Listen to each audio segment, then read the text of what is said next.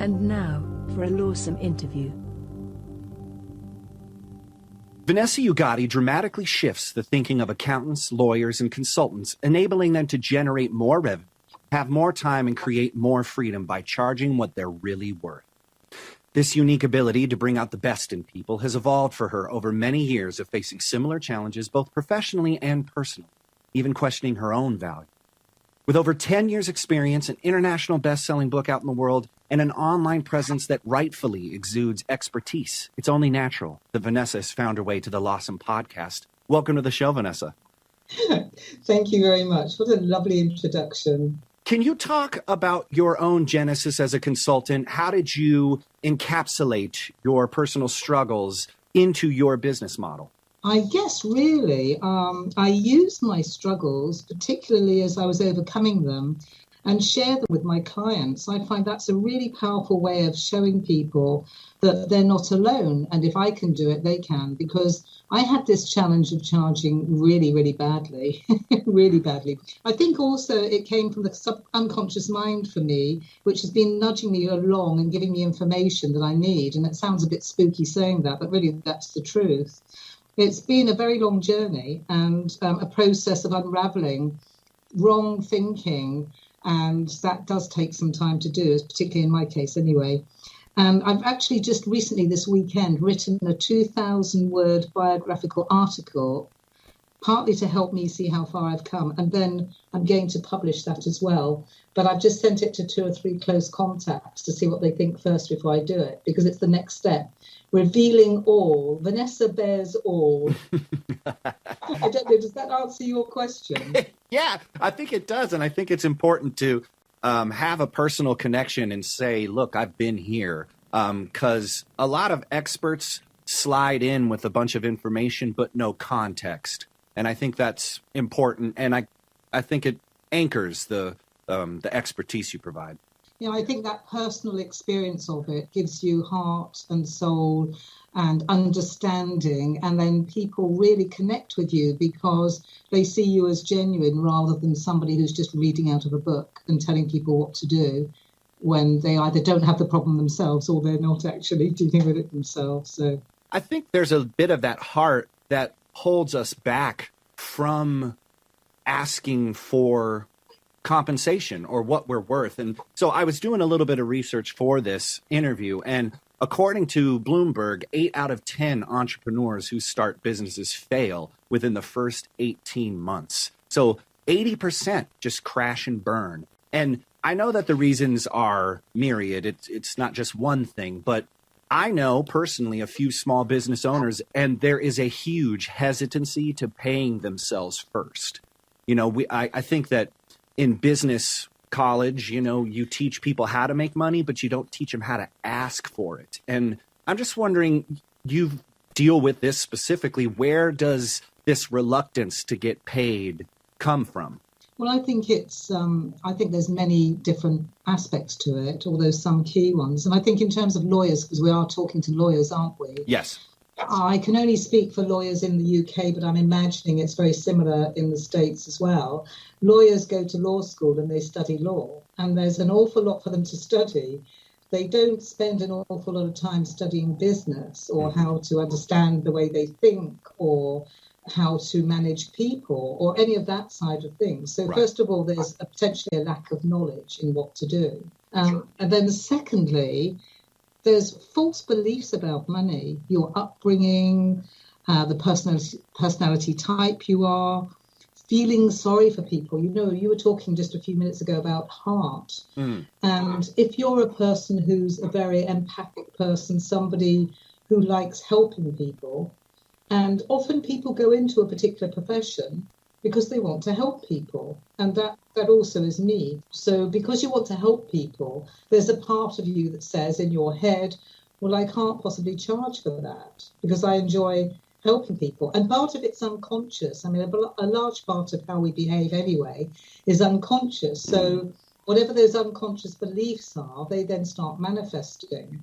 And people feel quite uncomfortable talking about money because they've got beliefs like, money is the root of all evil. And they might have had something told to them when they were young about money doesn't go on trees or filthy lucre. There's all sorts of beliefs of that nature which have been drummed into all of us, really. And I don't think it's a British thing. I definitely think this is an international problem, because I talk to people from different parts of the world and they're saying the same thing.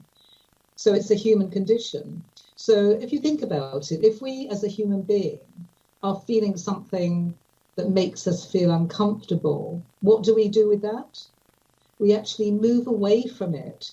So if somebody thinks, oh, I can't possibly charge that, that's far too much, they'll actually not do it. So they'll discount for that particular reason because it makes them feel better, because they don't feel comfortable saying, oh, it's this amount of money. So if you think about the human being saying, right, I'm not going to do that because it's too uncomfortable, therefore I'll do this, they're actually damaging themselves, but they think they're doing themselves a favour. And they're also in a habit of behaviour, a habit of thinking, a habit of behaviour, which then just carries on. So if you think about it, our thoughts create our feelings, and our feelings create our actions, and our actions create our results, which then, of course, feed back into our thoughts again.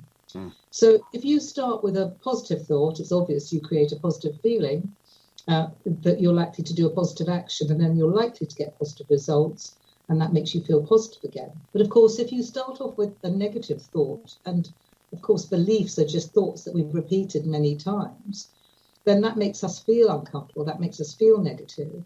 So then we'll get either the wrong action, which is, well, let's discount our fees, or we'll over-service the client because then we'll feel better, or worse still, no action at all. And that produces results that ultimately the business owner doesn't really want, all the time feeding back into them thoughts again, and it just becomes a habit, a spiral. And then, of course, it's a spiral downwards. And then they get to the point of thinking, well, this isn't working. And they start feeling overworked, tired, stressed, resentful is something that people say to me, and even to the point of overwhelm. So it's not a great place to be, but it's all really started by beliefs people have about, well, I can't possibly charge this, or what will they think, or I'm trying to help these people, how can I charge this amount of money? It seems like a lot to me. A lot of them are irrational thoughts, really, but we have, and unfortunately, it isn't really the thought that's the problem.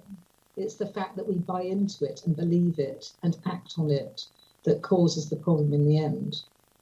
Do you think that's even exacerbated, particularly in the legal industry, because you're typically working with people who have a problem? They're in a bad situation, in a bad spot, or whatever. That's going to creep into people's heads, like, oh, I can't. We need to do this, this, and this. Well, I know they're in a bad spot. I can't really charge them for this, and it's only going to take me a little bit of time anyway. It makes it difficult to put things in a strictly business sense. So you have to create those boundaries, because, I was a hopeless case, all right? A totally hopeless case, Paul, because I was completely unaware of how I was operating when I first started helping people. And I was very focused and motivated to help people. I loved it. It was my reason for being. But then when it came to discussing money, or discussing fees, or anything to do with the business side, I really was so uncomfortable. I didn't have a clue, and I'd just get it over with and say something quickly, and then sit there, feeling all this fear inside as to whether they were going to say no or not, because there was an absolute fear of rejection. So it's not even just about thinking about the other person's feelings. Very often we've got to reflect back and say, what is it that I'm feeling inside of me that's making me behave in this way? And it's really more about fearing that somebody's going to say no to us, and what will they think of us? So that fear of rejection is very, very strong. And yes, of course, lawyers are helping people who are in trouble, but I'm helping people who are in trouble. Lots of people doing a service, or giving a service, I should say, are helping people who may have a problem, or who have some kind of a problem. So we have to be willing to separate the two things out and say, okay, I really want to help this client. And there's no doubt in my mind that that's really, really important. But at the same time as helping this client, I must look after my business. And so I've got to balance the two things. Because if you don't balance the two things, what happens is excessive helping the client And if you could see me, I'm putting my hand up in the air, and yourself or the business further down means imbalance. And when we're not in balance, that creates all these other problems that I've already mentioned about being resentful and overworked and stressed and tired. And ultimately, that actually impacts on the quality of work people do for their clients anyway. So the other thing is really that when we're focused on thinking that it's all about what we're charging, we're not really focusing on what's the benefit to the client of what we're doing. So say, for example, somebody's getting a divorce. I mean, I know in this country, divorces are not something that people charge an awful lot for necessarily if it's a straightforward one, because they're looking to get the business of sorting out the finances. And obviously that's normally a bigger piece of work, and so they'll earn more money from that. So I try and get clients to focus on, okay, so when you solve the problem for your client, what will that mean to the client? What will be the benefit to them? They can get on with their life. They've got their finances sorted out. They've got their relationships sorted out. They've got their children sorted out. They've got stability back in their life. And they've got their life back. And when their life was in total turmoil, every day and every minute of every day was probably really uncomfortable and unpleasant. Wasn't it worth spending some money with somebody who does a really good job for you? And maybe it was expensive to get your life back. But they don't think about that. They just think about, oh, it's costing all this money and I can't possibly charge that and I better just discount. And very often people do that. They discount their fees. They don't even have the conversation with the client. So they don't know. Often they're making up in their own mind things that aren't necessarily true. Interesting. So they're projecting some stuff there, kind of, you know, and instead of looking at it like saying, hey, I didn't get this person into this mess or situation. I can get them out. They need me. And when they're done, they're going to be in a better place. That's absolutely worth being well compensated for, you know? Yes, indeed. And actually, I'm working with a family lawyer at the moment. That's probably why I use family law. And she's an extreme people pleaser, a very lovely person, been in business quite a long time. But she was really seriously having problems with charging effectively, and it was having impact on her life. So, you know, this is not a good place to be. And already we've started putting some processes in place whereby she manages things in a better way. So she's handling the whole payment side better, communicating better with the client, because quite often it's also because people don't have conversations about the business side up front at the very beginning and set the boundaries, if you like, set the scene for how you operate. And then later on down the line, the problems that they have with clients then get worse and worse and worse. So then they're actually distracted from doing their job, potentially, especially if they're working for themselves, by all this other admin stuff and financial stuff that's not been resolved. And that's then impacting on the quality of the work they do for their clients. And she actually said to me the other day, we put a very simple process in place for fixed fee meetings that she does. And she said she's had 4 of those fixed fee meetings since we did that, a very short time before. And she said she felt so much more relaxed and confident. She felt that she delivered better to her clients. And that was just one simple tweak of something that we did to help her be able to manage that better. The client also gains by it when the person providing the service is doing it in a way where they're more comfortable and relaxed and they're not worrying about all that side of things. That's awesome. That's such an intangible benefit that once you have that handled, as a musician in college, one of the classes was managing and thinking about business as a musician. Oh my God, we weren't paying attention at all. But one of the key points was get paid first.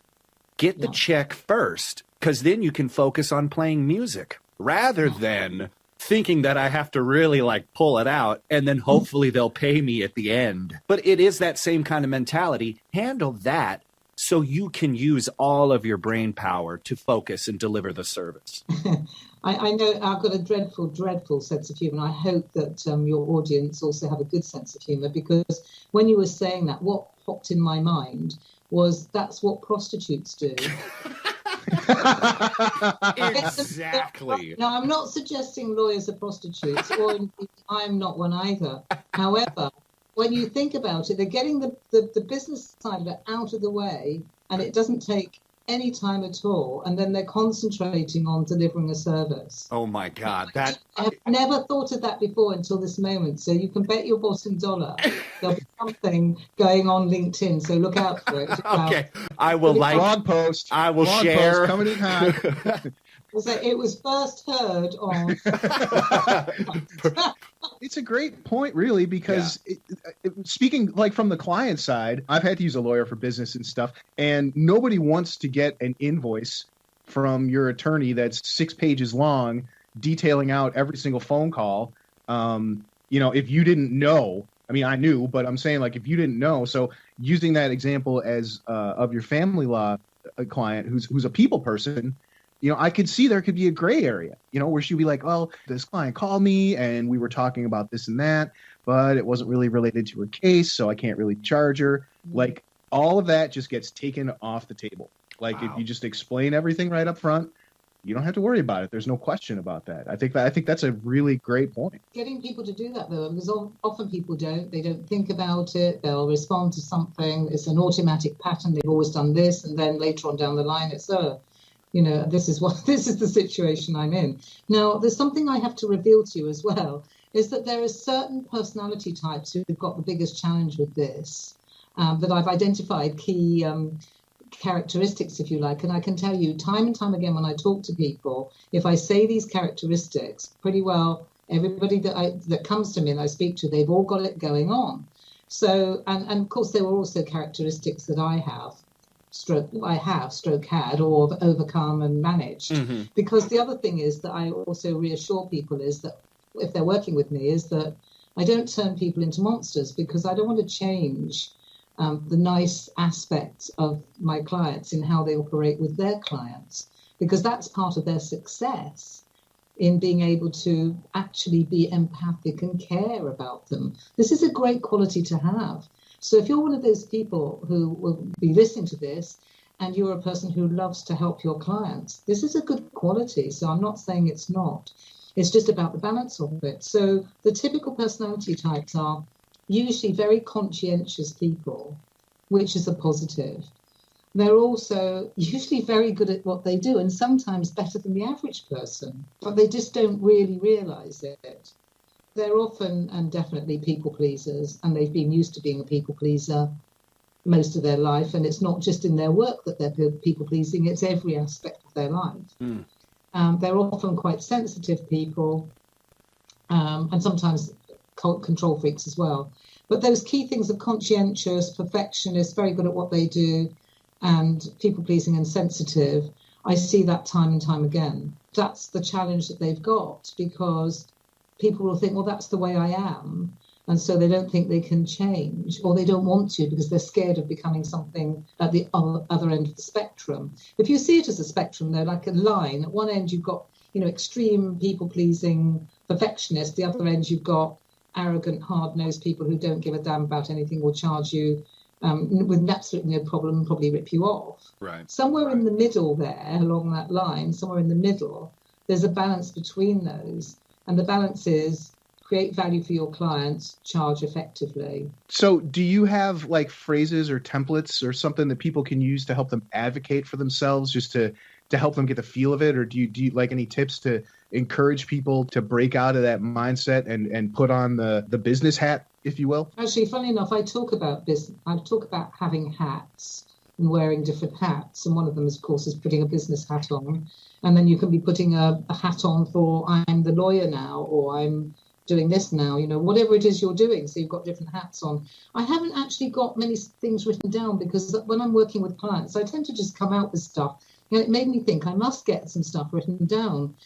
Although having said that, I do post a lot on LinkedIn and write articles and things, so there's probably some good stuff in there. However, having said that, if you just give people cold a list of phrases and things that they can come out with, if it's not in context and they don't have the confidence to deliver, because that's 50% of it, is actually being able to deliver it in a way that you feel confident and therefore it's accepted by the client, then it doesn't necessarily have a huge amount of meaning. But there is one short phrase, which I recently was sharing with a client, and probably even posted about this as well, which you can say when somebody says it's too expensive. you can reply compared with what. I was just having a session with a client just before we came on to this interview, and he used it, just having learned it, he used it with a prospect. And he said it was great because it opened up a whole discussion. And then you start finding out what's going on and how people are thinking and what their objections might be. And it turned out to be really nothing that they'd really thought about. Or it could be that they're comparing apples and pears. So quite often people are looking to get, great service, but then they'll compare you with somebody down the road who's offering a really bad service.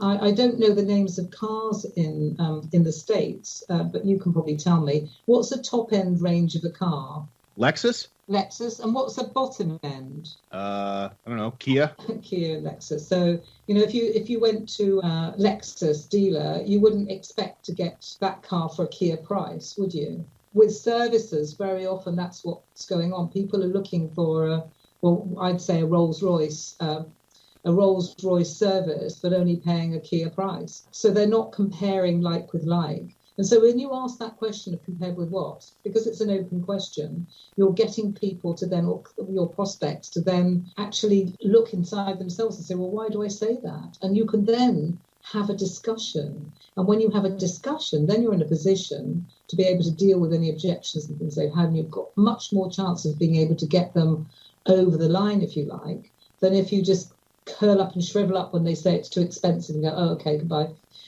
Right. Well, and then also that you can then wear the hat that you're most comfortable with, which is the lawyer hat or your service hat.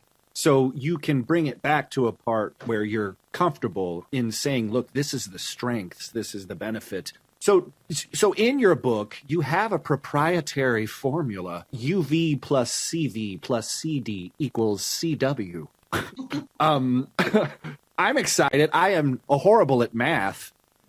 So I'm hoping that there's no integers or anything like that. But can you explain how that came about? I'm going to tell you exactly what happened. So, I was starting this process of needing to have a niche.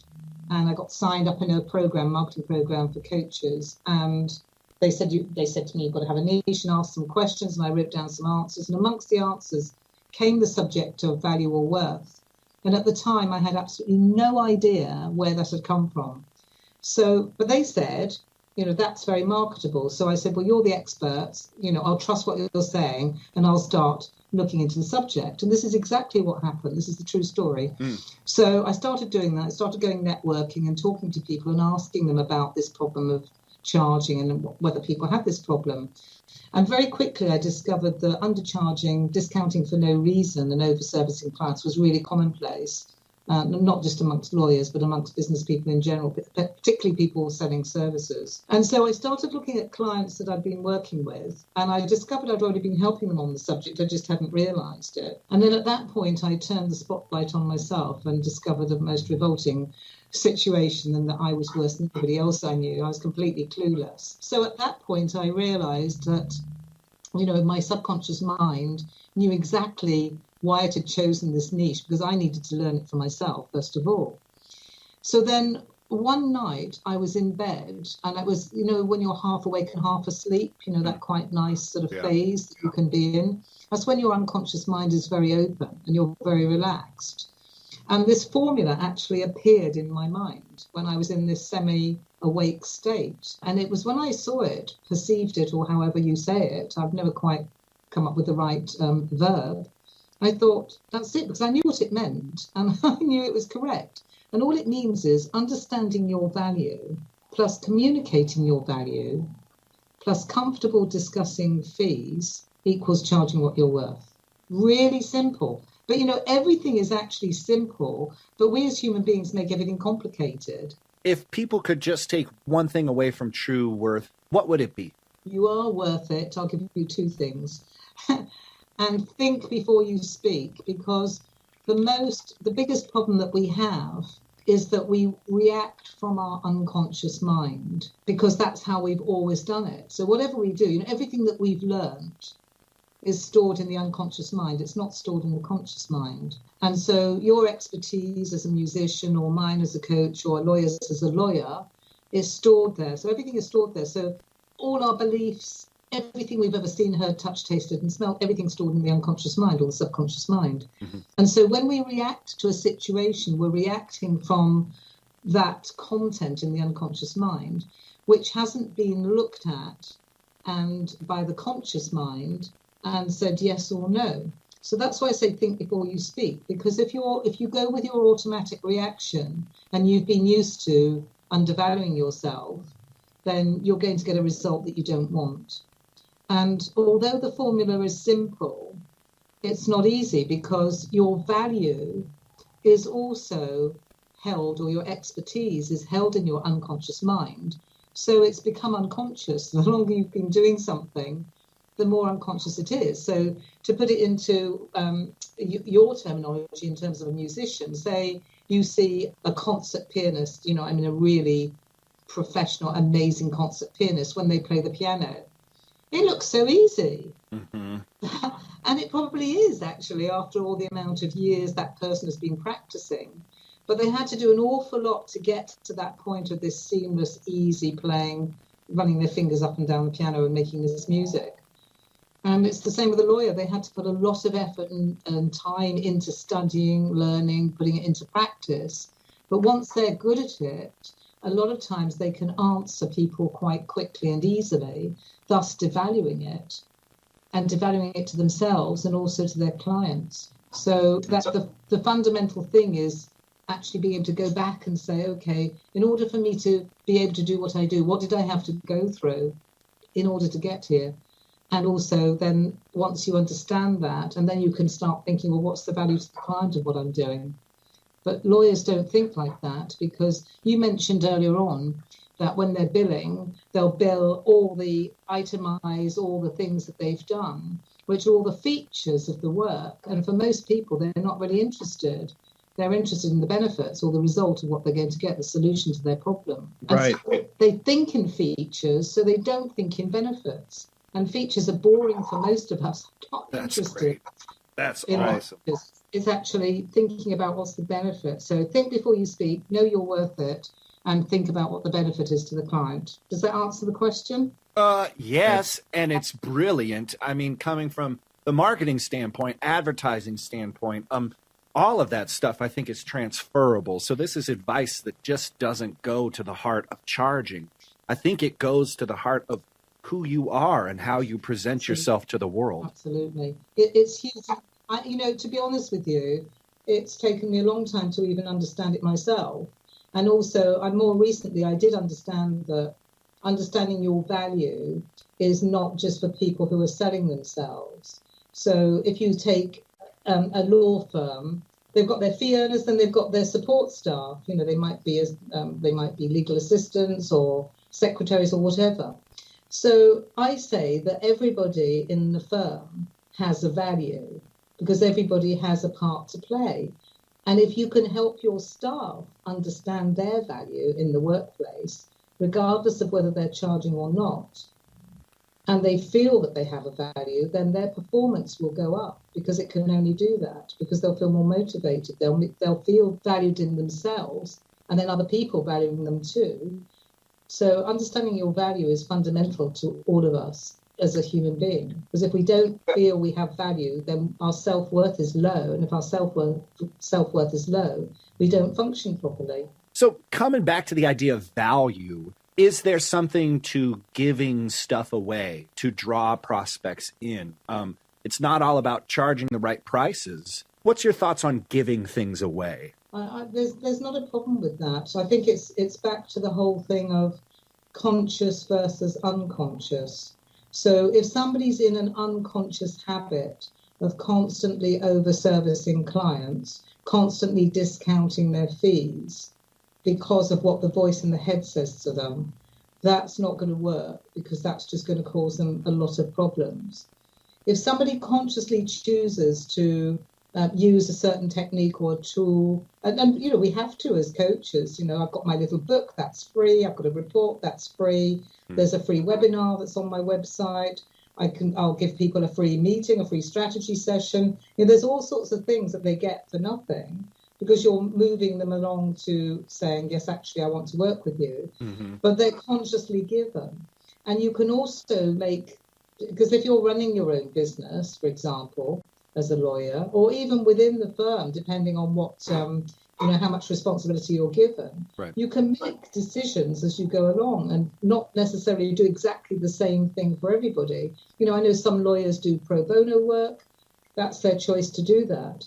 If they're doing it to the detriment of their business, then I would say that's crazy. But if they're choosing one particular thing they want to do at any particular time because it really does something for their heart and soul, then I would not say no to that. I wouldn't say that's a bad thing. But that's conscious decision making. Sometimes people say, well, it's a sprat to catch a mackerel, so I'll do that for that, and then I'll get a bigger job.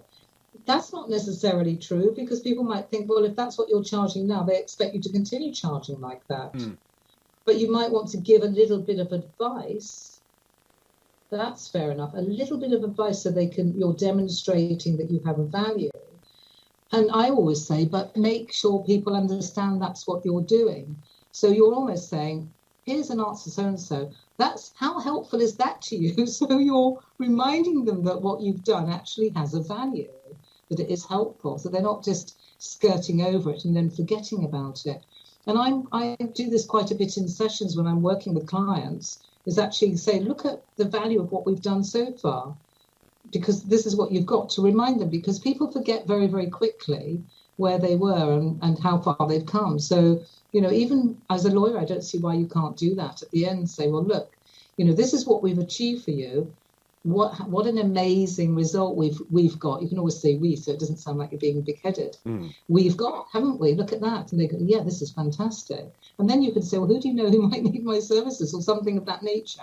So yes, or you can give away stuff, no problem. Give away value, give away some of your time as a means of getting people more involved or wanting to work with you. But do it everything from a conscious perspective. Choose to do it rather than allow it to be happening automatically from the unconscious mind. Is that a good enough answer? Yeah, no, I think it was beautiful. It's just so deep. I thought it would just be about money. What's the future bringing? Is there a chance that newer generations are handling the transaction of money differently? Does technology help with that awkwardness? PayPaling, Venmo, Square, Cash, just everything's kind of floating. It's invisible.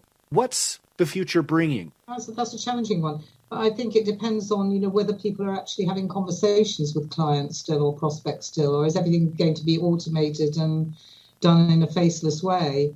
And I just can't see that, because I think you're still going to have conversations with your clients and your prospects to discuss fees. Otherwise, who are they getting to do the work for them? I mean, obviously, you can go online and you can get legal services done, but are you getting the same level of service as you would if you went to somebody and you actually had a relationship with them and they really actually cared about you?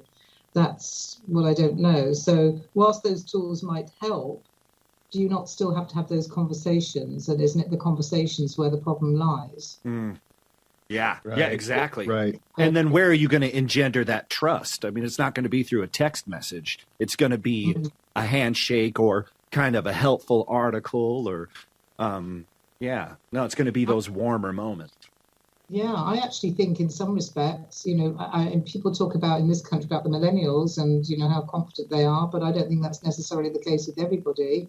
And they might fall flat on their face, because if you're too far the other way, too confident, you might then have some experiences where people are saying, well, no, that's too expensive. And they won't have the tools to handle it, because they might handle it in an arrogant way rather than in the right way, and then start losing business. Then that will impact on their confidence.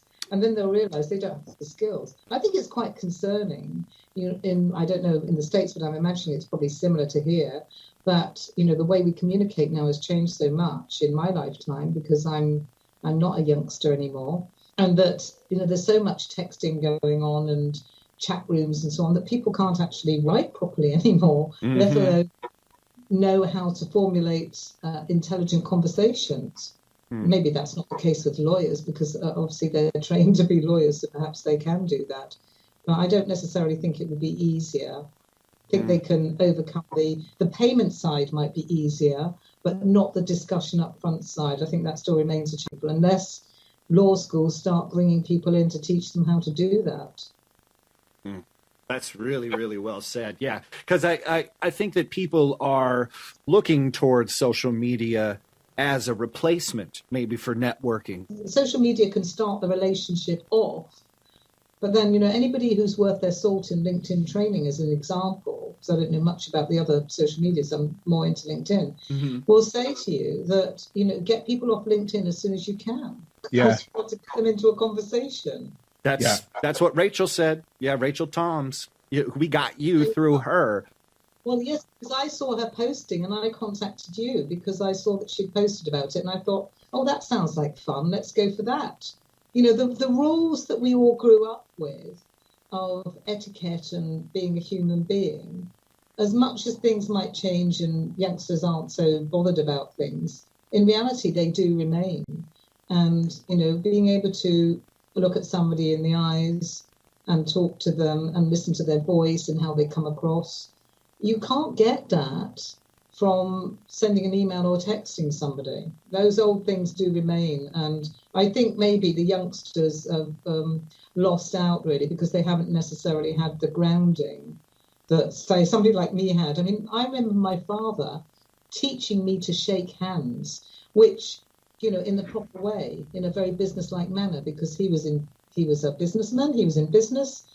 And he taught me, even as a girl, going back to all those years ago, because he could see how important that was. I got taught things of that nature, how to, introduce myself properly, how to interact with people, how to shake hands professionally. And I've got quite small hands. And over the years, people have commented on my firm handshake. And I said, well, I really can't bear a limp lettuce leaf. And nobody can.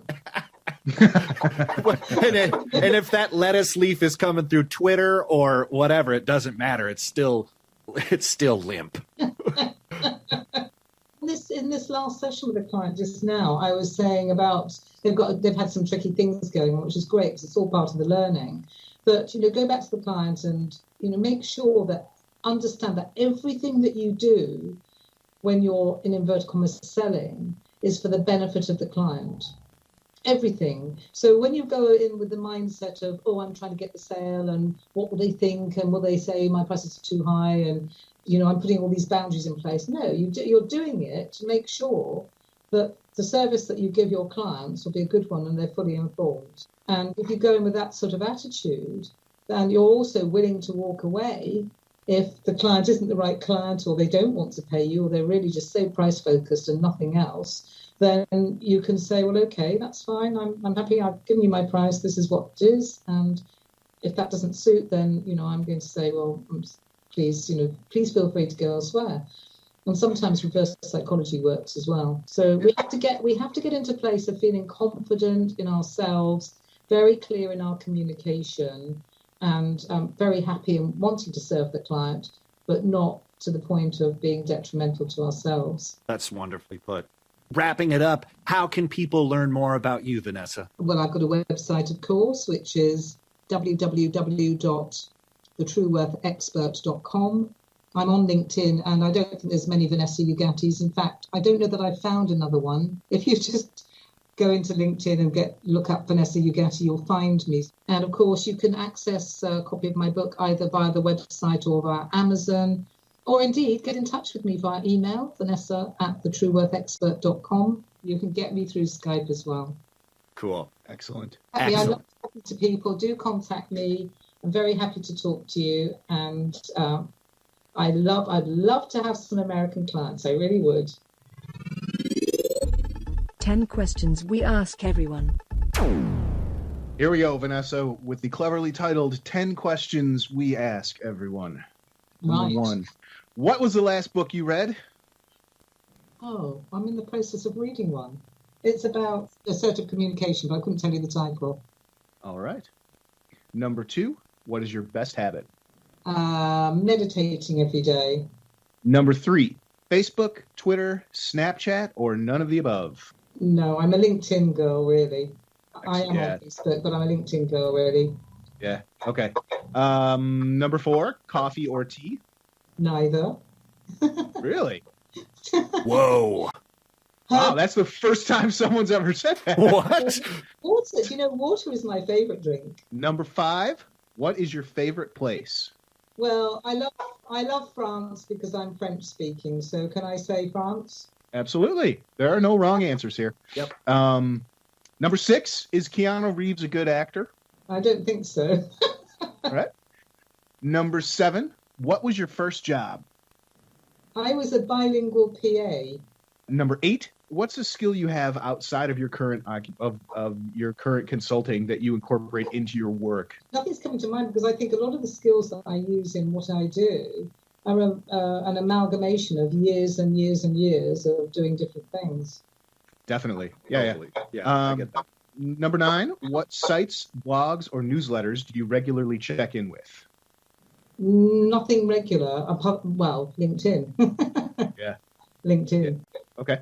And we've made it to the end. Number 10, after a long day or a long week at work, how do you relax and unwind? So I know this sounds a bit not like it's relaxing. I love to do my spin class and my circuits class over the weekend, and then also get out into the fresh air if the weather's decent. At the moment we've had sun today, but it's been very chilly, and I went out, wrapped up, and put a blanket round, took a blanket with me, would you believe, so I could sit on a bench and look at the view.